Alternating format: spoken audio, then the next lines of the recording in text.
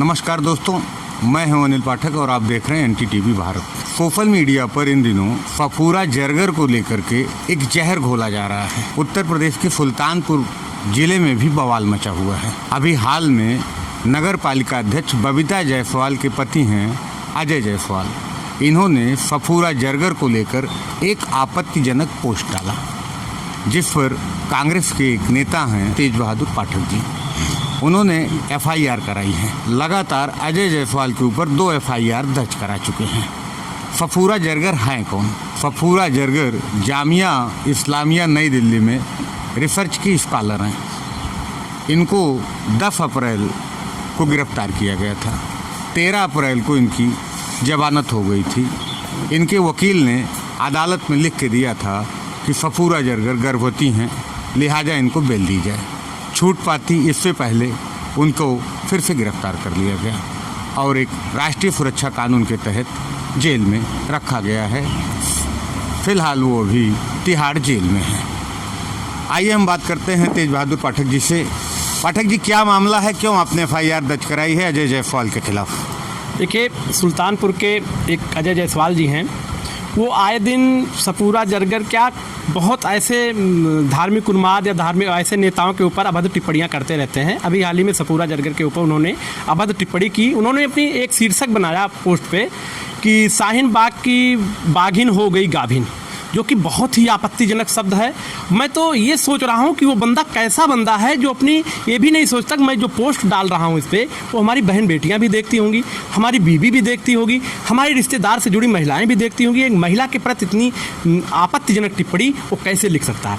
और आपको बता दें, जब वो ये पोस्ट डाला तो एक कलीम नाम का व्यक्ति हमारे हिंदू देवी देवताओं के विषय में तमाम भद्दी भद्दी टिप्पणियाँ की, तमाम जो है अश्लील फोटो भी हमारे हिंदू देवी देवताओं की डाली, जिसको देख के मेरा खून खौल गया।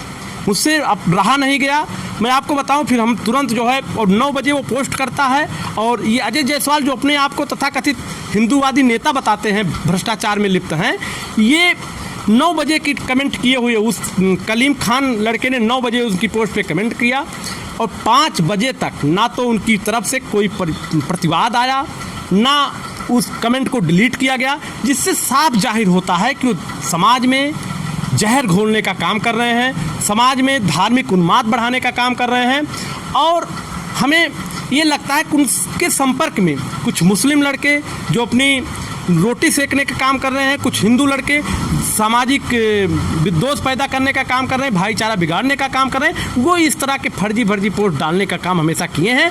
हम लोग तुरंत जब हमको पता लगा कि इस तरीके की पोस्ट उन्होंने किया है, हमारे हिंदू देवी देवता गाली खा रहे हैं, तुरंत जिलाधिकारी सुल्तानपुर महोदय से बात की। उनके ऑफिस में जा करके हम 3 लोग कांग्रेस के उनसे मिले। उनकी पत्नी चेयरमैन भी हैं।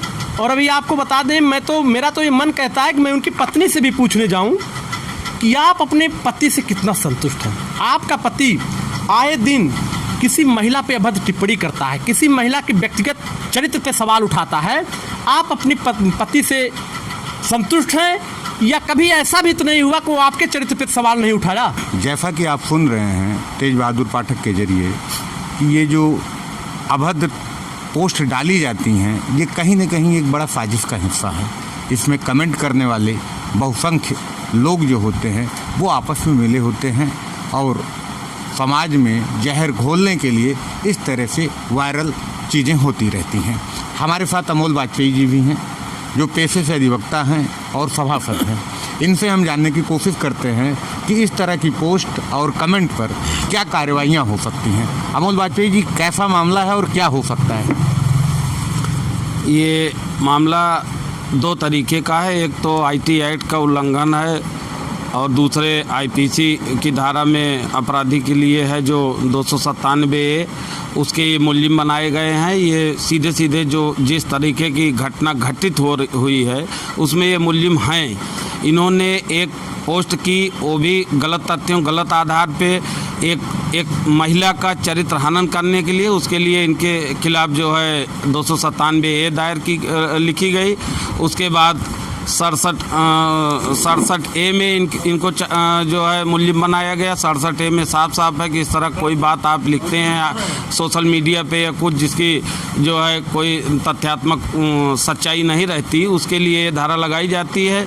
इसमें जो इनके खिलाफ 295 में जो हुआ, इनको कम से कम 3 साल की सज़ा हो सकती है। और इसमें 67A में पहली बार अगर ये दोषी पाए जाते हैं किसी घटना को इस तरह से कारित करने में तो 5 साल है। अगर ये दोबारा भी पाए जाते हैं तो 10 साल, लाख रुपया जुर्माना भी है 2 बार। और ये इस तरह की इनके खिलाफ तीसरी या चौथी FIR हमारी जानकारी में हो रही है, जिसमें ये फेसबुक से इस तरह की अभद्र टिप्पणियाँ करते हैं, धार्मिक उन्माद को फैलाते हैं।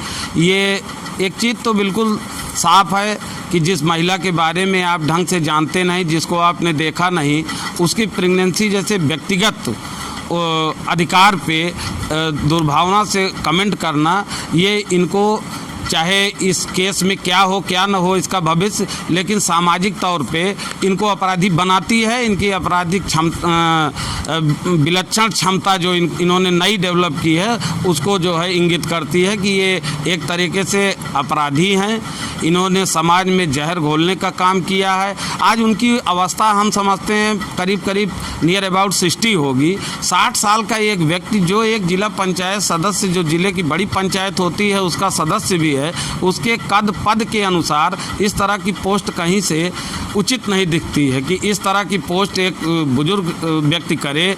और तब जबकि उसके घर में भी महिलाएं हैं, बच्चे हैं, तमाम इस सोशल मीडिया से सभी बच्चे बच्चियां महिलाएं जुड़ी रहती हैं। इस तरह देख के वो क्या शिक्षा देना चाहते हैं।